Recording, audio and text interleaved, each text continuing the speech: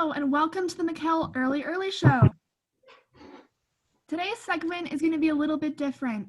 We have two very important guests who are going to battle in a new game involving insanely hard questions to see who takes home the grand prize of $10 million.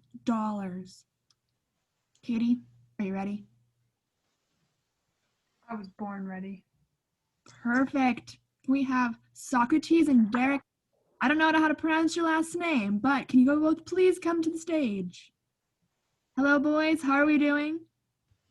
Doing good. Pretty excited to be here. Okay, cool. Well, we're going to be playing a game today. Here are the rules. We're going to play a question game in particular. Just answer the questions with your opinions. Some are going to be easy or common sense, also known as posteriori questions. And then we're going to get into some other questions that are going to be a priori questions, which are not common sense. Does that make sense? Sounds A-okay to me. First question. How many inches are in a foot? Easy. 3. Oh, Socrates, are you thinking about how many feet are in a yard? If so, that's correct. That doesn't matter because that was not the question. So you both got it wrong. The answer was 12. Okay, moving on. Which is heavier, a pound of feathers or a pound of bricks? I actually made this question myself for my students at Cornell. Andy Bernard was actually my mentor when I first started there. He even invited me to join his a cappella group. Anyways, they weigh the same. Well, that is not entirely true, Socrates. We have to account for the center of mass of each and whether or not there are any factors at play, such as wind resistance, gravitational pull, things like that. Okay. Too technical for a game show. We're going to move on now. Third question. Difficulty is going to be upped a little bit. Do humans talk to each other the same way that animals talk to each other?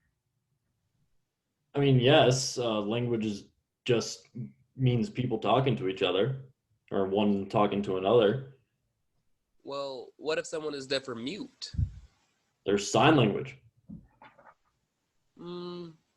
I guess that works in that sense. But what if you can't speak, like an animal? Well, isn't human language and animal language relatively similar in that both are communicating? If they were the same, relatively speaking, then that would mean animals can convey different emotions through language, correct? Yes, I suppose. If they are similar in any degree, that means there would be a budding of resemblance to human nature. For example, different forms of communication, rational thinking, ethical questions that these animals would start pursuing. Every civilization across the world has come to one point or another which allowed them to create social laws and a belief system. Not sure I quite follow that. What I'm trying to say to you, you simpleton, is how come animals haven't progressed and made societies like we have if they have relatively the same language style? Humans, for example, can speak multiple languages. This has allowed us to come together and form social groups and revolutionize our way of thinking in life. Have you ever seen a bird talk to a dog and it understands it? No, I cannot say that I have. Then I assume you have never seen an animal display emotion like a human has. Sure, a dog or cat can pout or look sad when you yell at it or spank it, but have you ever seen it smile when you slip and fall like a human would? I presume the answer is no, due to the fact that an animal language is based on instincts, such as wag when happy, hair up when aggressive. Unlike humans, who use their language to build strong connections that can be love, trust, or friendships. You would be correct, Socrates. The answer is no. So in a full turnaround, that means humans have a different type of language to communicate while animals do not.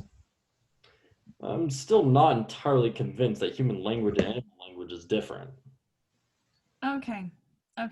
You guys aren't getting anywhere, so let's just move on to the final question. Whoever gets this one right gets the $10 million.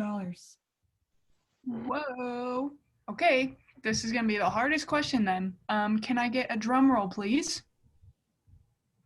Or not. That's, yeah, we didn't need one anyway. Okay. So final question. What came first? The chicken or the egg? Egg. Chicken.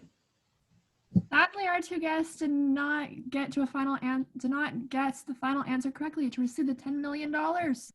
We hope you all enjoyed this show, and we'll see you all tomorrow morning at 10:30 a.m. Eastern Time. Have a wonderful day, everyone.